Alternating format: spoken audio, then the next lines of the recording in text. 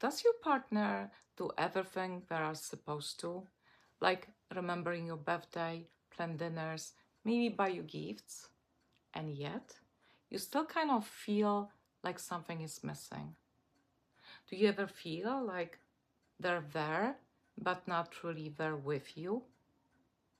So I want to talk about that today because I think that a lot of people are trying really hard in their relationships, but they're focusing on the wrong things. And it is not that the effort isn't there, it's that the effort is not landing in the way their partner actually needs. And what I have been noticing, both in my work and just in everyday life, is that showing up is usually not about big gestures. It's about very small, very ordinary moments that we tend to overlook. And I want to really slow this down today and show you what that actually looks like in real life. I had this moment recently that made this clear to me. I had a doctor's appointment and I was feeling anxious, a little on edge. You know, the feeling where you are trying to stay calm, but your body is already reacting.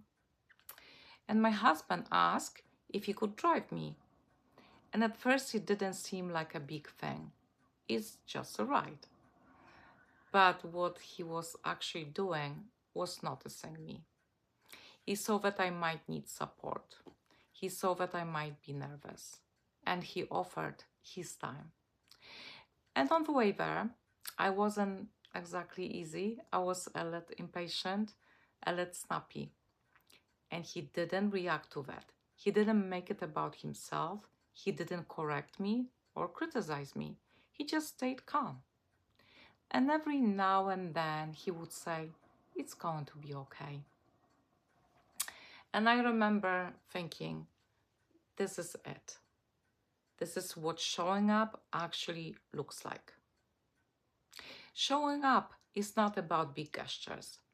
I think a lot of people believe showing up means gifts, birthdays, anniversaries, expensive dinners, Father's Days, Mother's Days, Valentine's Day. And it makes sense because those are visible, very clear, they kind of signal effort. But what often happens is one partner is doing all of that and the other partner is still feeling unseen. So there's this gap where effort is happening, but connection is not. And it is not because people don't care. It's because they're focusing on what looks like love instead of what feels like love. Again, what looks like love instead of what feels like love. Relationships are built in small moments. There's research from John Gottman about this bits for connection. And these are just small moments. You know, I'm tired. Can you sit with me?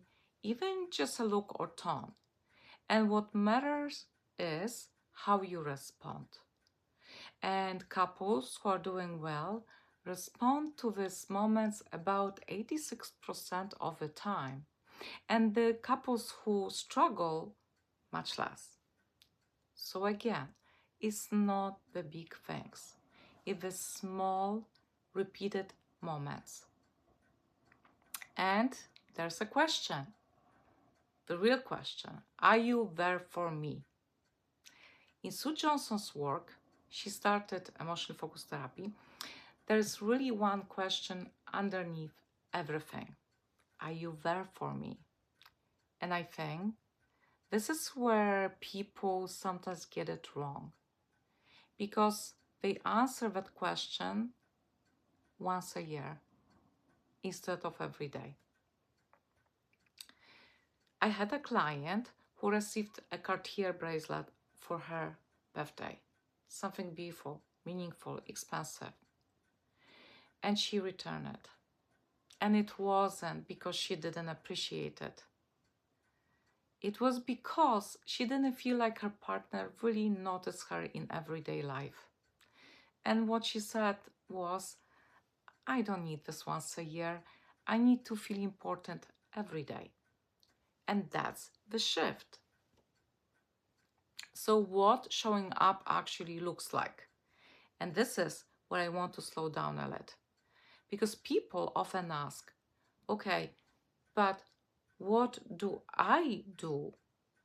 And the answer is it's usually very simple. But simple doesn't mean easy or automatic. One, not interrupting. So imagine your partner is talking and you already have your response ready. You want to explain, correct, defend. And instead, just let them finish. You don't interrupt. You don't jump in. You just listen.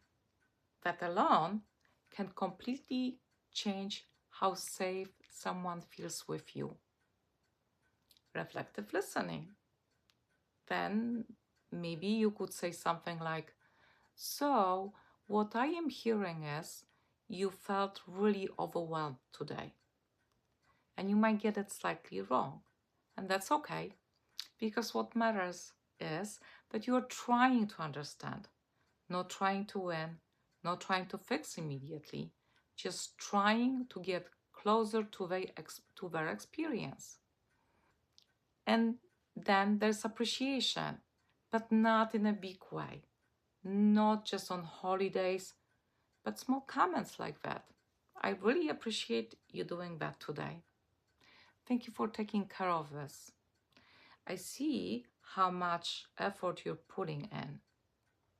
And you may think, well, that's obvious. But it's not obvious when it's not said. Another one is noticing your partner. Even something as simple as, you look really nice today. I like what you're wearing. You look tired. Are you okay? That's noticing.